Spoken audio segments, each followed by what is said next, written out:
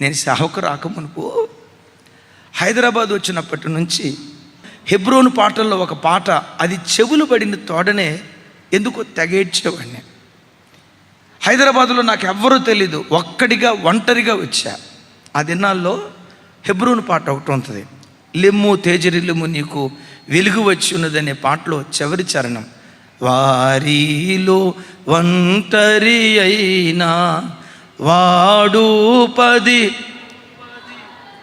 ఎందుకో తెలీదు, వారిలో ఒంటరైన వాడు అనే పేరు, ఆ పదం నా చెవులు పడిన తోడని ఏడ్చేవాడిని. అమ్మలేదా ఇక్కడ? నాన్న లేడు, కనీసం నానేవాళ్ళు ఎవరూ లేరు. 600 రూపాయలు పంపించేవాడు నాన్న. బస్ పాస్ 200 అయిపోయేది, రూమ్ రెంట్ 300 అయిపోయేది. ఆ 100-200 రూపాయలతో నెలంతా బ్రతకాలి. ఒక పూటే భోజనం చేసేవాడిని, ఒక పూట టిఫిన్ చేసేవాడిని. పల్లెటూరులో రోజుకొచ్చి 3-4 సార్లు భోజనం.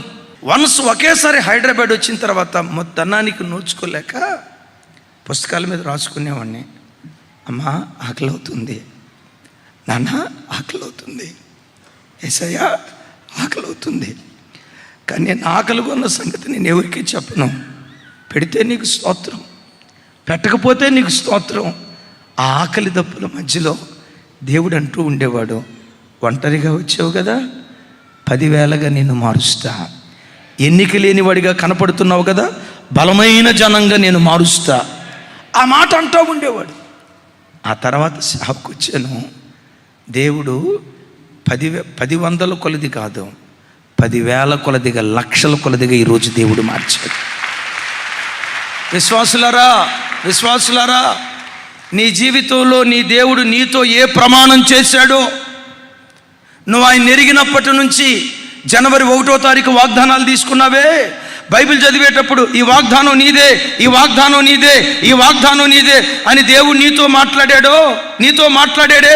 విను, ఈరోజు కాకపోతే రేపు కాకపోతే ఎల్లుండి, ఈ సంవత్సరం కాకపోతే వచ్చే సంవత్సరం, ఏ రోజుకైనా నీతో చేసిన ప్రమాణాన్ని తప్పకుండా నా దేవుడు నెరవేరుస్తాడు.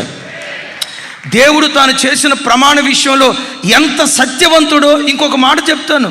దైవజనురాలు సేవకు వచ్చినప్పుడు తనకొచ్చిన మొట్టమొదటి వాగ్దానం ఏంటో తెలుసా? నా కుమారి, నీవు వేవేలకు తల్లి వగుదువుగాక. కృపగల దేవుడు అడుగు వాటికంటే, ఊహించు వాటికంటే, చెప్పిన దానికంటే ఎక్కువ చేసే దేవుడు కదా. వేవేల కొలది కాదు, లక్షల కొలది ప్రజలకు ఆత్మీయ తల్లిగా దేవుడు నిలవబెట్టాడు.